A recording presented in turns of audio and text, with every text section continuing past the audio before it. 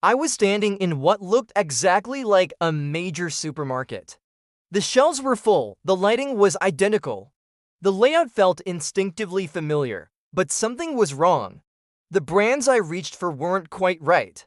The logos were almost perfect, almost, and when I looked closer at what I was holding, I realized these weren't the products I thought they were, not most of them. This discovery happened 3 months ago, and it sent me down an investigation I didn't expect. What I'm about to show you is happening in dozens of shops across the UK right now. Hundreds, actually, most people walk past them every day. Most people shop in them without realizing what they actually are. I only noticed because of one confused phone call from my mom. She's 72, lives alone, does her weekly shop every Thursday morning. She'd found this new place near her home, convenient, good prices. Looked like all the usual chains. Then one afternoon she rang me, confused. She'd bought her regular washing powder, but when she got home, the name was different, similar, but wrong. I told her not to worry, probably just own brand packaging designed to look familiar. That happens everywhere these days. Supermarkets do it all the time. But something about that call stayed with me, the uncertainty in her voice. So the next week, I met her there to see it for myself. The entrance was designed exactly like the big chains. The kind of place your hands know before your eyes do. Fruit and veg on the right, bakery smell piped through vents. Even the baskets were the same style, but once you moved past the entrance, things shifted. The products were brands I'd never seen, packaging that looked identical to household names, but with different words. Morning flakes instead of corn flakes in the exact same red and green. Sparkle liquid instead of the washing up brand you know, in the identical bottle shape. In almost every aisle, it was the same, near-perfect copies positioned exactly where your hand expects the real thing to be. I started looking for these shops everywhere I went. Within a month, I documented over 100 across the UK. I've archived the evidence. They cluster in places where people shop tired, quickly, or in a language that isn't always their first. The targeting was unmistakable. They all have generic names that sound trustworthy but mean nothing. Best value, shop smart, save more, and inside, they all follow the same blueprint. Copy the major supermarket layouts exactly. Stock products designed to mimic familiar brands. Make everything feel so familiar that your brain switches to default mode. I needed to understand what was actually in these products. So I started buying them systematically, comparing them against the real brands. Some were fine, just imported versions with different labels, but others? Chocolate bars where cocoa had been replaced with palm oil. Orange juice that was mostly water and corn syrup. Coffee that was more chicory than coffee beans. All in packaging designed to look exactly like brands people trusted. Then I looked at the prices. These weren't budget alternatives. When I calculated cost per weight, the knockoff products averaged 12% more expensive than real brands. But they were displayed under bright sale signs that made comparison difficult unless you were really paying attention. I wanted to know who was behind this. Tracing ownership through business records, I found that many of these shops connected back to a handful of corporate operations, not small family businesses, companies with import licenses, distribution networks, and legal teams who understood exactly what they could and couldn't do. Then someone reached out to me. They'd worked at one of these operations and wanted to share something. A training document. They wouldn't give their name, but they sent me the file. Reading it at my kitchen table, everything clicked. It was blunt about product placement psychology, where to put lookalikes, how to keep people moving, how to make the space feel familiar. And it broke down target customers, elderly shoppers, non-native English speakers, shift workers, people who rely on visual memory more than label reading.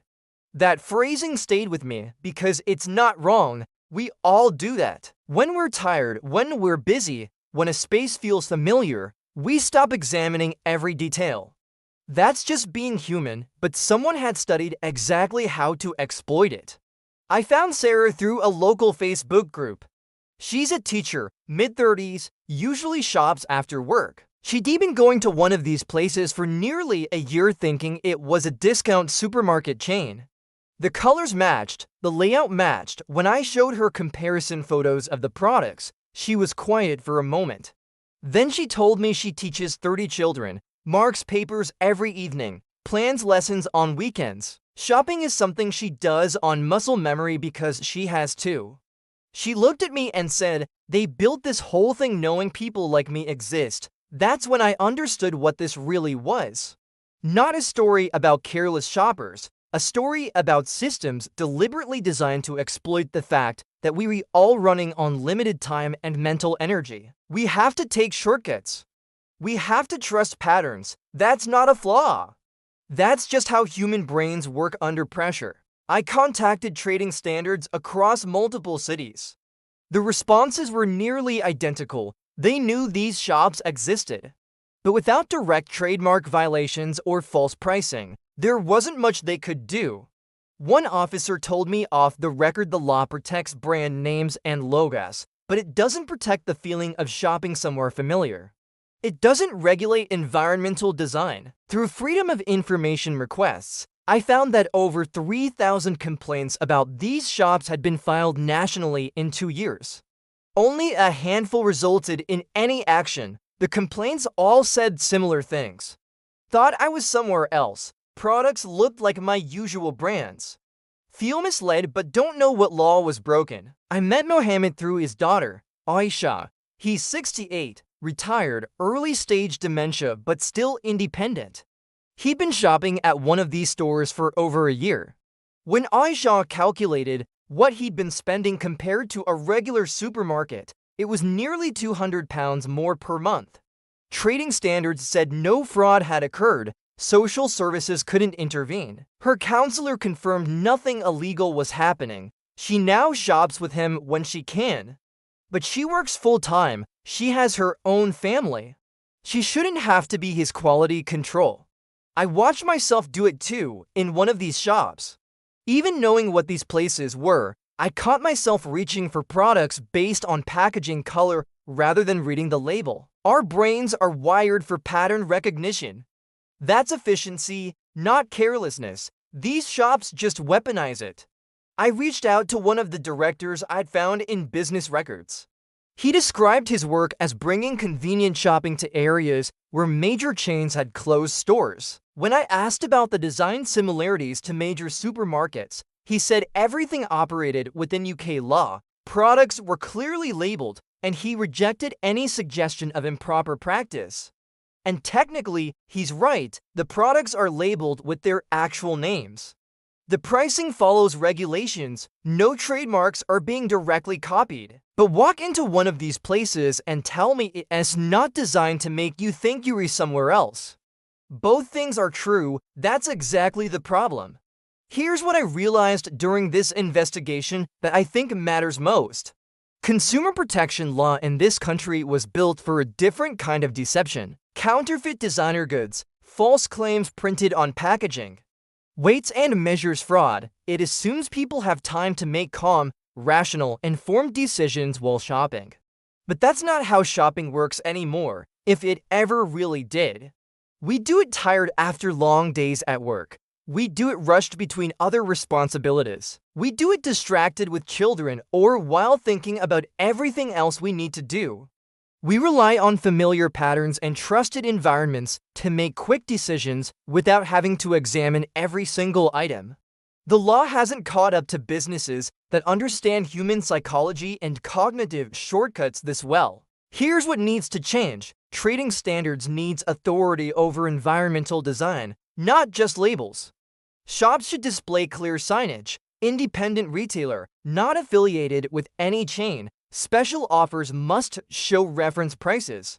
These are concrete, achievable changes that would require regulatory backing.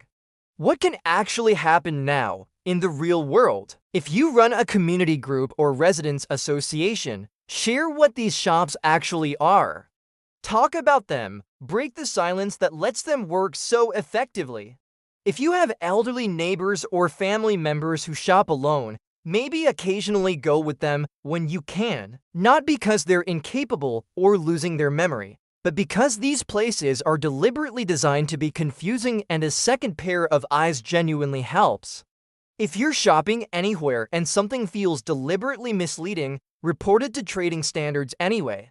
Every report builds documentation for future policy change. And for yourself, notice if a shop feels familiar but you can't place exactly why, pause for a moment.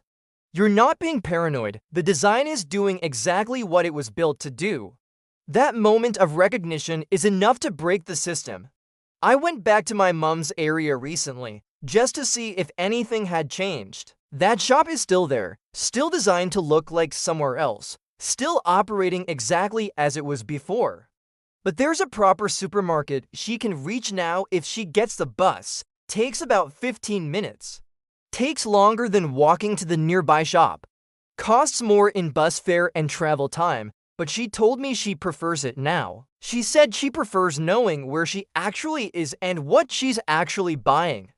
She looked at me and said something I wrote down when I got home. I'm not losing my memory.